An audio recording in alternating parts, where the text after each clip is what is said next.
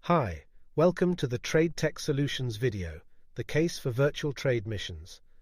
My name is Edward, and together with my colleague Monica, I will be taking you through this video, which is intended for trade mission organizers. If you have not already attended a virtual trade mission, to see an example of how one can be structured, see the TTS video. Example of a virtual trade mission.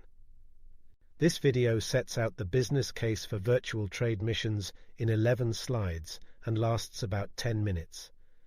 At the end of the video, we hope that you will be convinced that virtual trade missions have a significant role in helping SMEs unlock their international potential. Although there are instances where a virtual trade mission represents the better single option, physical trade missions do still have their part to play in promoting international trade. However, in these cases, virtual trade missions complement physical trade missions rather than compete with them. There is no need to take notes during the video. You can download a PowerPoint presentation with all the relevant slides once the video has finished. Let's get started. In this video, I will cover the goals of a trade mission, what they are designed to achieve, and how virtual trade missions effectively achieve those goals. My colleague Monica will then take over the presentation to present the following topics. The advantages of virtual trade missions for both participants and organizers. How virtual trade missions can support physical trade missions. Monica will then take you through the key success factors for any virtual trade mission and finish with the answer to the question, why aren't there more virtual trade missions? I will come back for the final 2 slides with our summary and conclusions. Okay. Now let's consider the rationale behind holding trade missions, both physical and virtual. It's simple, really. They are organized to help increase international trade. They do this by introducing potential partners to each other, business matching, providing relevant information and support services to overcome any trade barriers. The next 2 slides explain in more detail how these are achieved.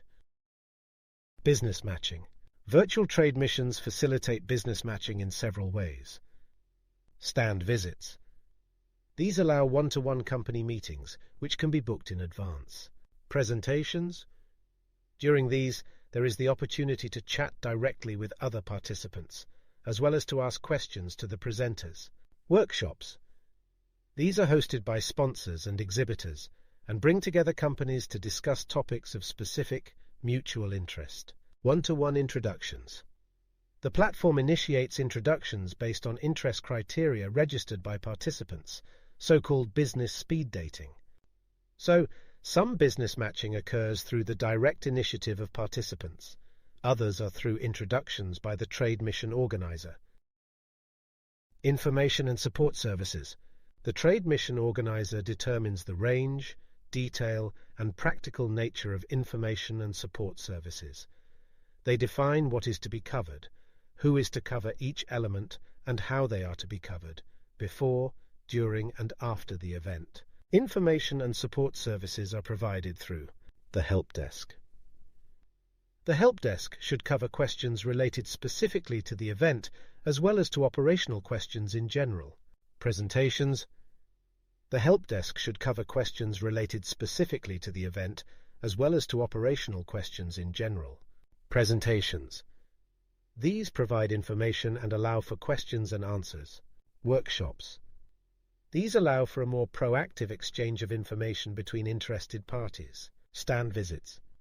Companies and organizations providing support to trading companies should also have stands in the exhibition hall. The more complete the range and detail of information provided, the greater the likelihood that trade will follow. I will now hand you over to Monica, who will take you through specific advantages virtual trade missions have over physical trade missions. Thanks, Edward. Okay. Clearly, trade missions are designed to help companies expand their international trade. Here we identify 6 advantages that virtual trade missions have over physical trade missions. These are as follows. For participants, they are less expensive. This lowering of costs results in much higher attendances. Ease of access. Obviously, nobody has to travel anywhere. One-to-one meetings. It is easier and quicker to meet more companies. These cost and resource advantages will increase the number of companies participating in the proposed trade mission. For organizers, there are also distinct advantages. Flexibility of location. The venue is not determined by participant numbers. Presentations can be pre-recorded, helping presenters and giving the moderator better time control. Event statistics. These insights allow for better follow-up and help improve future virtual trade missions. However, virtual trade missions are not a magic solution. A successful trade mission still requires effort and the consideration of a number of factors for success. We will look at key success factors in the next slide. In addition to the preparation and follow-up you should make for any trade mission, for virtual trade missions there are 7 key success factors to be considered. However, these are neither complex nor difficult. Pricing should reflect the cost savings over a physical mission. Think very carefully about the user experience. If you do not have the in-house resources to manage every aspect of the platform and supporting processes, then partner with an experienced specialist. See the TTS video, Virtual Trade Missions, Partnering with TTS. Measure and evaluate the results. This should be an ongoing learning experience for all participants. In the next slide we discuss how physical trade missions fit into the overall mission portfolio and outline how they benefit from a virtual trade mission being held beforehand. Physical visits make sense when there is the need to see the operations of another company or conclude detailed negotiations. Physical visits also really help the building of trust between individuals. However, if these are not necessary, then it is perfectly possible to hold a virtual trade mission without any physical follow-up. On the other hand, if a physical mission is necessary, virtual trade missions support them by providing the initial relevant contacts and information. The focus of the physical trade mission is then purely on converting this potential into deals. After that, the question is surely, if they are so good and provide such clear benefits, why aren't there more virtual trade missions? I will now answer that question. So, why aren't there more virtual trade missions?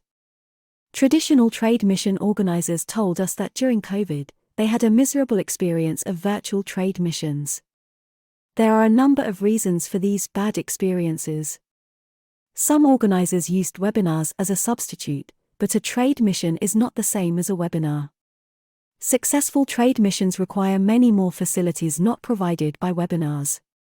A successful virtual trade mission requires a comprehensive event platform. As a minimum, this should provide an entrance lobby, an exhibition area, an auditorium and a help desk. However, these platforms are complex to configure and operate. Without investment in the necessary skills and resources, the outcome is a poor user experience and an unsuccessful trade mission. Many organizers are not in a position to make this essential investment. Therefore, organizers are only too happy to limit themselves to what they know. Physical events. This means that potential international trade is being lost, unnecessarily, to the detriment to individual companies and the economy as a whole. I will now hand you back to Edward to summarize and conclude. In the meantime, thank you for listening and I look forward to meeting you again. Thanks, Monica. As always, a great presentation.